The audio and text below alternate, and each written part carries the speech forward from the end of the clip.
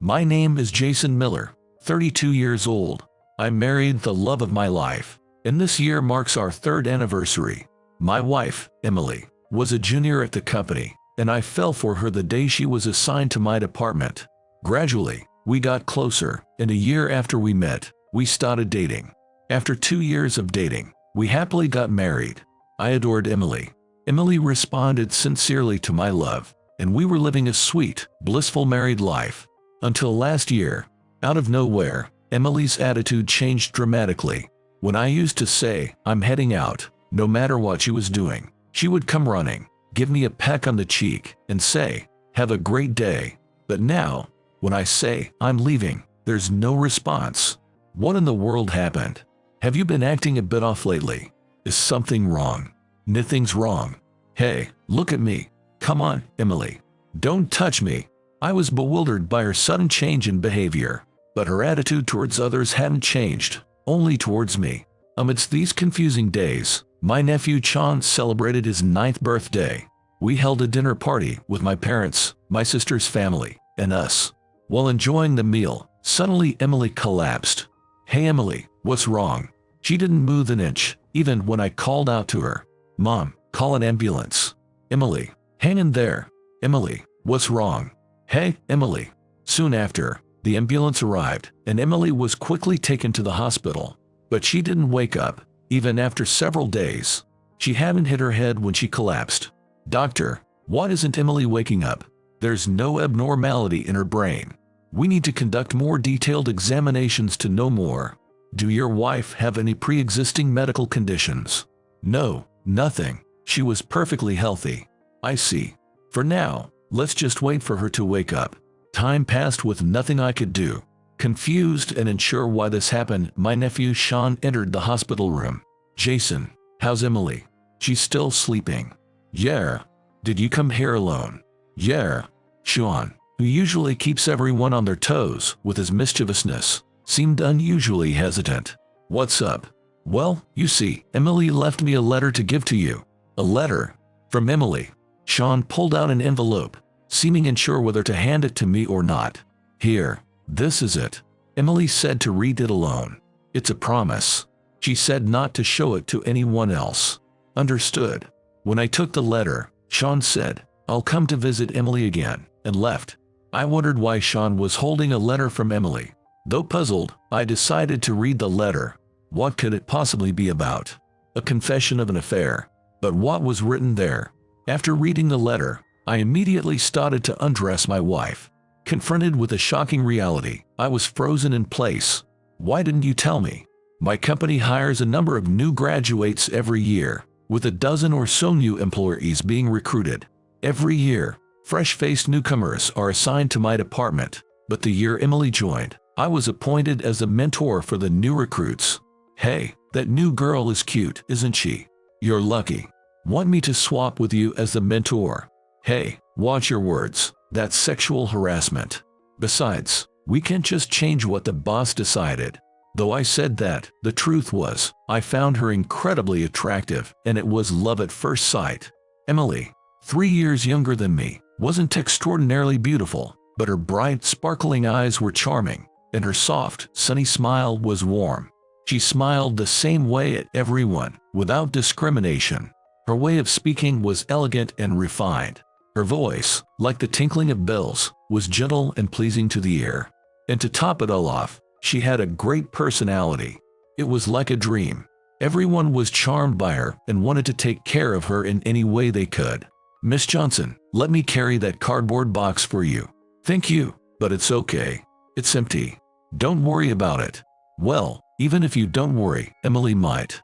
"Sorry, Emily, about this weird guy." "No, it's fun." Emily never made anyone feel like a villain or disliked anyone. She was like this in everything she did, so everyone, young and old, male and female, was drawn to her. Someone called her the angel of the workplace, and they were right. Her presence was a comfort to everyone tired from work. Emily was not only considerate but also good at her job. "Jason, do you still need this document?" No, it's not needed anymore." "Then I'll return it." "Sorry about that." "Thank you." She never missed a beat. handling everything swiftly and efficiently. Miss Johnson, could you tidy up the layout of this proposal? If asked, she would readily agree, saying, understood. When is the deadline? And would confirm the deadline herself. She would complete the work half a day before the deadline. Thanks to her turning my plain and uninspiring proposals, with just the right amount of graphs and charts, into visually appealing ones, my presentations went smoothly. Hey, Miller, aren't you giving too much work to Miss Johnson? It's okay for you to say no, Miss Johnson. You're not just Miller's assistant, you know. Yes, but Jason, I learn a lot from Mr. Miller's proposals. See, don't get carried away. Okay, if you're overburdened, just tell me. I'll set things straight. Will do. Thank you. I think Emily is a well-rounded individual who never makes anyone feel bad. She's quick to learn at work, and as soon as she understands something, she's able to apply it. Her processing ability is high, and she can adapt flexibly. Most of all, her exceptional creativity helped revive a project that was stagnating, which amazed me. It's because you teach me well, Jason. Emily says that, but I've only taught her ordinary things. What kind of upbringing could have shaped such a wonderful person? Being with her makes me feel like I'm becoming a better person too. It's like fantastic magic. Her charm even enchanted my heart. As I took care of various things as her mentor, our distance naturally closed. It was only natural, given that we had lunch together for meetings and went out on weekends to check out competitors' products. After all, I had fallen for her at first sight, and the more time I spent with her, the deeper her charm grew. My genuine feelings eventually reached Emily, and bit by bit, she started to notice me too. A year later, we happily became a couple. What did you teach Miss Johnson? Huh? Work, of course. Different kind of goal, man. Jealous, aren't you? Our relationship was soon known at work, but we didn't face any reprimands. Just because we were in love didn't mean we slacked off at work. We were careful to maintain a clear boundary between our professional and personal lives. I didn't want to be seen as someone who goes soft because of a romance. On the contrary, a fulfilling heart and life increased my motivation and drove me to work harder. After all, having the best assistant was a huge advantage. It was inevitable that I would do good work. When both work and personal life are fulfilling, a person becomes kinder. Perhaps it's because of the peace of mind I've found. Scenes that I had never noticed before started catching my eye, and when I saw people in trouble, I found myself unconsciously helping them. It just came naturally. Love really is wonderful. Mr. Miller, you've been looking really cool lately. Not before. I'll plead the fifth on that. Pleading the fifth, huh? Seeing you, Mr. Miller, makes me think love is amazing. I want to experience a transformative love like yours. I've transformed. You've got a really great smile now. Kind and considerate, always with a smile. The current Mr. Miller is incredibly handsome. You should thank Miss Johnson for that. It made me wonder what kind of image I had before, but realizing that I'm in a great love that has transformed me, I couldn't help but feel a bit embarrassed. Having won over the wonderful Emily Johnson, my life started moving forward with momentum. 2 years into our relationship, on her birthday, I made a once-in-a-lifetime proposal. Of course, she said yes. I was over the moon. The thought of having Emily, loved and cherished by everyone, all to myself was thrilling. Could there be anything more joyous? But my colleagues brought me back to earth. Hey, Miller, you're not planning on keeping Miss Johnson locked up at home, right? That would be a loss for society. That's right. It's not okay. Emily is competent at her job, so if she wishes to continue working, you shouldn't deprive her of that opportunity. Given the consensus that dating within the same workplace was not advisable, Emily was transferred to a different department. Of course, I got some glares from everyone, but I was happy. Our newlywed life was sweeter than cream puffs, melting like sugar confections. My family adored Emily and took to her wholeheartedly. My mother, thrilled as if she gained another daughter, enjoyed cooking and shopping with her. Even my normally stoic and quiet father would lighten up in Emily's presence. Emily, if Jason is being unreasonable or you have any complaints, tell me right away. I'll get rid of him. Get rid of me. Am I a piece of trash or something? If you make Emily cry, you won't have my forgiveness. Shouldn't that be my line? Emily watched our exchanges with a smile. The one in the family who took to Emily the most was probably my nephew, Sean. Sean, on the verge of turning 9, was at that endearingly precocious age, and he became attached to Emily as a beloved older sister figure. Emily, I want to give you this. What is it? It's a super rare card, really hard to find. I can't accept something so precious. But it's because it's the most precious that I want to give it to you. You're going to be my wife. Sean, you want to make me your wife? Of course. Sean, she's already my wife. We have to take care of the people who are going to be our wives, right? Listen, Sean, pay attention. Emily, let's go play over there. Whenever the family got together, it always turned into a competition for Emily's attention. Though I felt a bit jealous, it also made me happy, and I often took Emily to visit my parents' home. She seemed to enjoy her relationship with my family, and would even visit them when I wasn't around. Especially with Sean, it seemed they spent a lot of time together.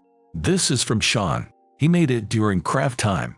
The necklace made of clay was clumsy, but it was crafted in colors and styles that Emily would like. That kid really understands what Emily likes. Even at 9, a boy is still a boy, huh? Feeling a bit jealous. Never thought I'd be jealous of my nephew. I can afford to be complacent. Emily is a whiz in the kitchen, swiftly preparing meals. They're nutritionally rich, well-balanced, and look fantastic. Needless to say, they're delicious. She never cuts corners, even when busy, and always keeps herself neat. She never says she's tired, and never loses her smile. You can say when you're tired, you know. I want to support you too. Thank you, Jason. But you know, every day is so much fun for me. I never thought I'd be this happy and blessed just to be with you. Yeah, me too. But promise me you won't overdo it, okay? Sure, promise. There were those who said the sweetness of newlywed life would quickly fade, but I believed that wouldn't be the case for us.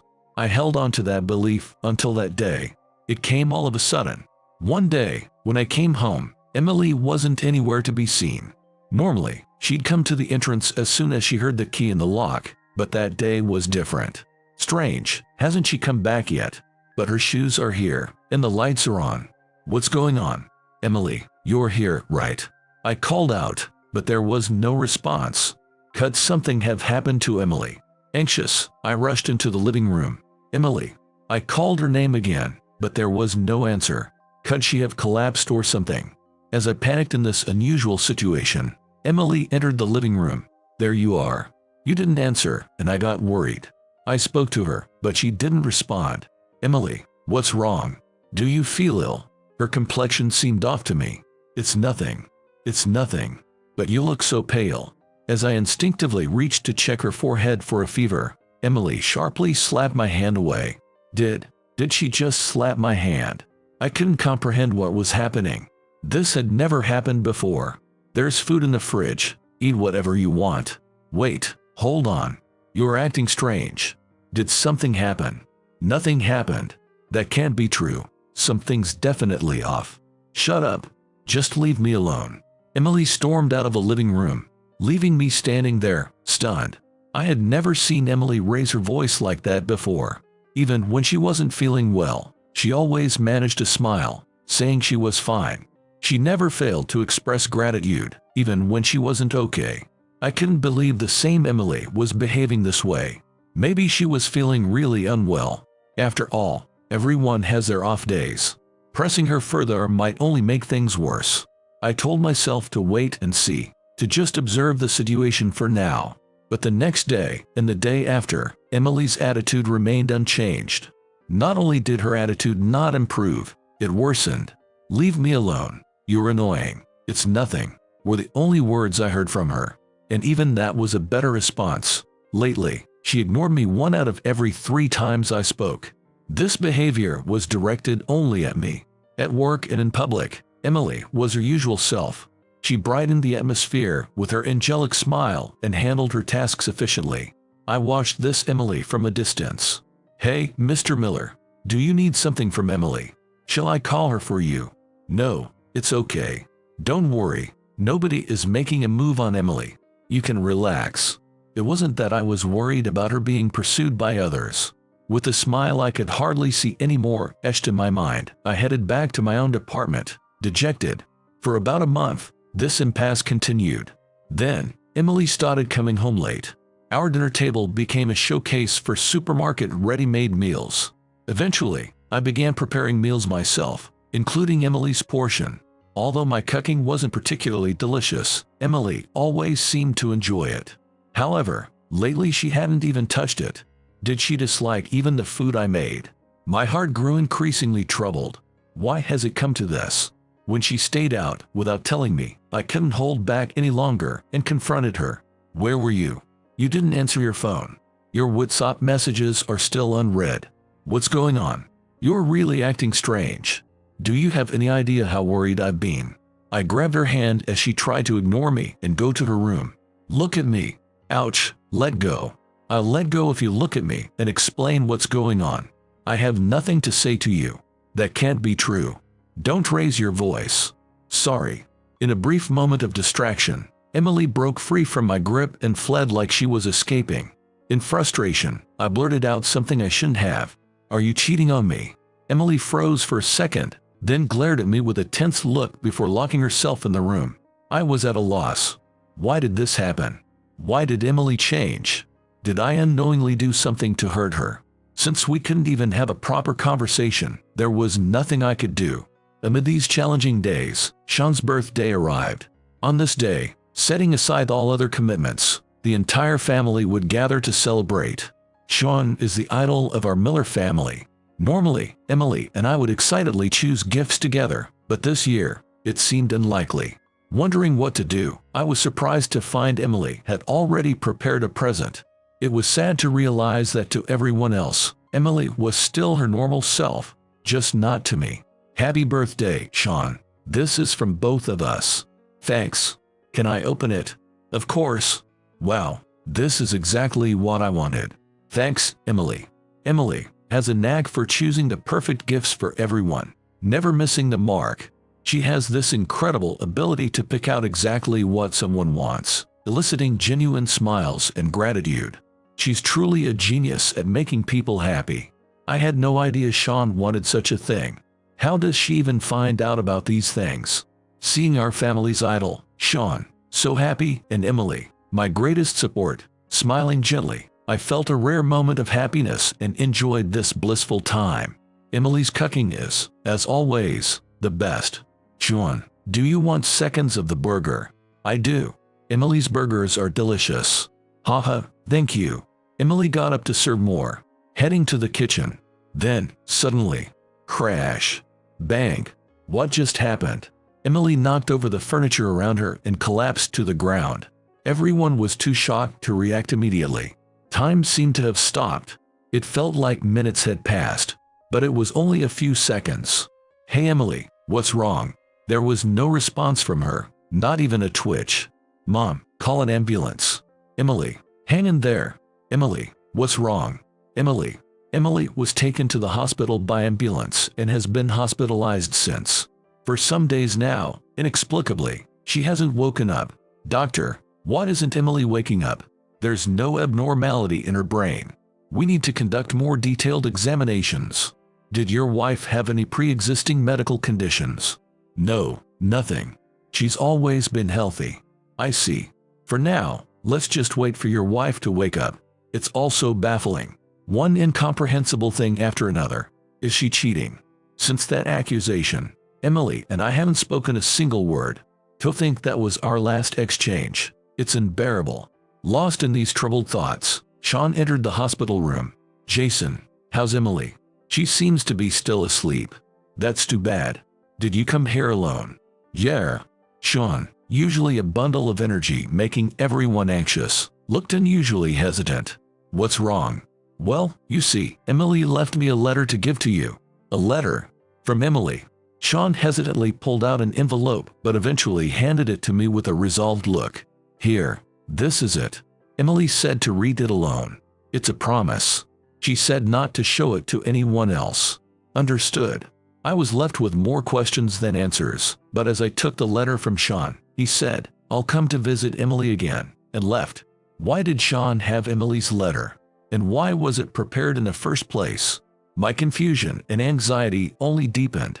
I opened the envelope and began reading. I was immediately shaken by what I saw. Written there was a shocking truth.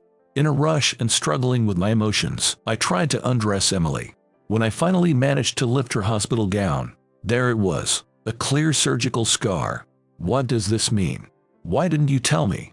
Why keep it to yourself? I'm your husband. Emily had been diagnosed with cervical cancer and given a prognosis on her life expectancy. She had chosen to keep this fact from me and face her end alone. Emily, who always had irregular periods, regularly visited the gynecologist. Cancer was detected during a routine checkup. Due to her youth, the cancer progressed rapidly, and Emily received a terminal diagnosis. We didn't have children yet. Even if she overcame the cancer, it would be difficult to conceive in the future. Knowing this, I would certainly have been distraught and tried everything possible to help her. I would have spent money, time, abandoned work, and everything else, all for Emily. But Emily didn't want that. If you're reading this letter, maybe I'm no longer in this world. I asked Sean to give it to you if something happened to me. Something. What do you mean? I can forget his face when he asked that. I feel sorry for him. Hey, Jason, can you apologize to him for me? Sorry for asking such a weird favor, for hurting him. The letter began in this manner. It was Emily's last words, left for the day that would eventually come. It was filled with her regrets and penance. I never dreamed something like this would happen. I took care of my health, didn't stress, and lived every day with a smile. What went wrong? When I heard I only had a little time left, I decided not to tell you, because if you knew, you'd be by my side the whole time. You would do everything to cure me. Of course, you are my precious treasure. You thought of course just now, right? Thank you. That makes me so happy. But it can't be like that. If I don't survive, Jason, you would regret it your whole life. I don't want you to be an old man still holding on to me, crying. So I decided to be hated.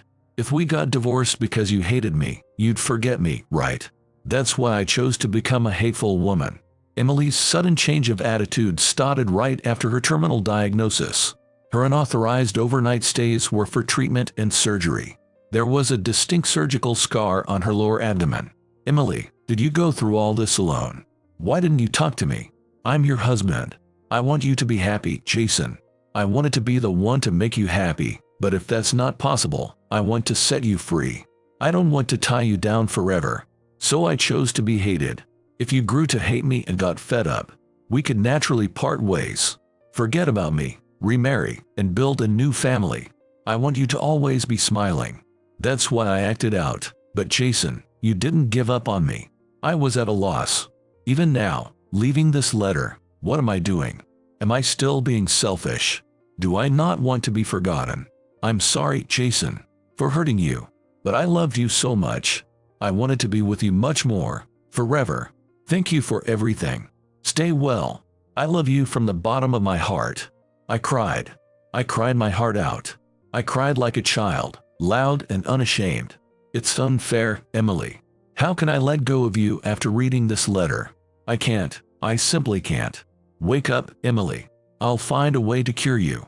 I'll make you regret trying to leave me alone. So, open your eyes. Don't leave me behind. I took Emily's hand and held it tightly. Don't mess with me. Did you think I'd allow such selfishness? For the first time, I'm really mad at you. Be ready to get an earful when you wake up.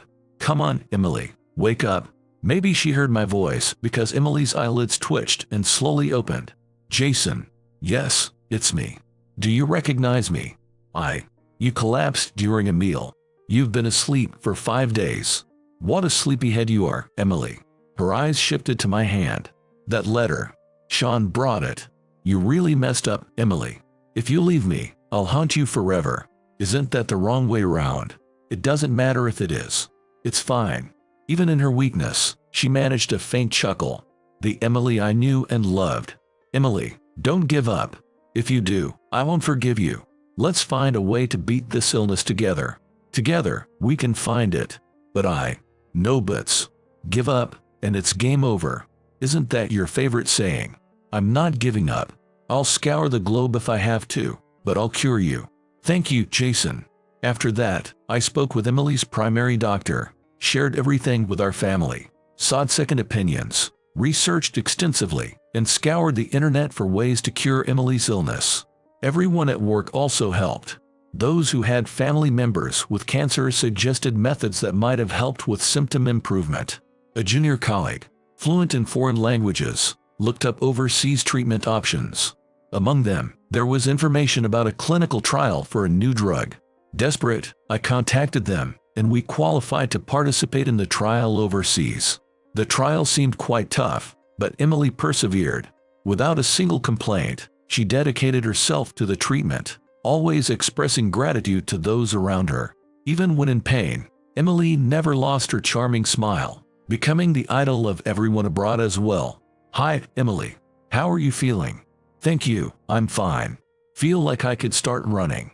"That's great, but hold on for now. Jason will do the running instead." "Okay, leave it to me." Wherever Emily was, laughter followed. The other patients seemed to recover faster too. "Having you here helps me sleep soundly. Almost don't need medication." "That's wonderful. But you still have to take your meds." "No need for that, right, Emily? Please make sure to take your medication." "Okay, if you say so, I'll take them." I am so proud of Emily, loved by everyone. The clinical trial lasted several months, and the cost of staying abroad was substantial, but we had some savings, and both our families offered donations. Colleagues and friends also lent their support, helping us manage financially. When Sean offered his pocket money, saying, "Use my savings, I have allowance too," both of us ended up crying. Naturally, I couldn't accept it, intending just to appreciate his sentiment, but Sean insisted. "I'm worried about Emily too. I want to help her." Emily took a penny with its head up from Sean's hand and asked, "Can I have this?" "Of course, thanks." Since then, Emily has always kept that lucky penny with her. The results of the treatment weren't as good as hoped, but her condition improved somewhat. Her prognosis was significantly extended. Now back in Japan, we continue her treatment.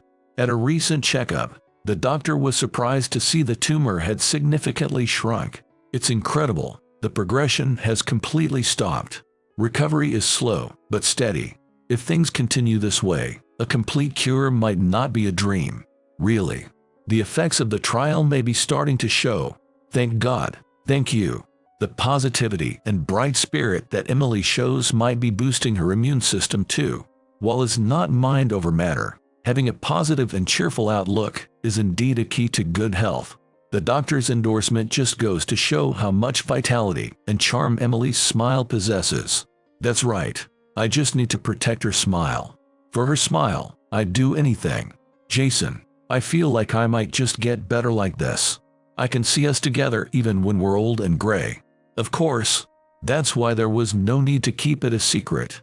Yeah, I should have opened up sooner. Exactly. Not just for me, but everyone would have helped for your sake. Right? I need to thank everyone. The best thanks to everyone would be for you to get better. I will. I'll work hard. We'll work hard together. Include me too. Sean, you were here. Of course. Emily's going to be my wife, after all. Listen, Sean, I've said this many times, but Emily is my. Emily, let's go get ice cream. Let's go, let's go. Hey, don't leave me behind. Even though her condition is improving, we can't be complacent yet. No one knows what the future holds, but I believe our future will continue, always. I will never leave Emily alone again. Around her, there's not just me, but a whole cheering squad. In times of trouble, we'll rely on each other, help each other, and support each other. That way, we can overcome any challenge. The lucky penny that Sean gave us is still in Emily's purse. It's a symbol of everyone's hope. It will serve as a precious guidepost, connecting us and our future.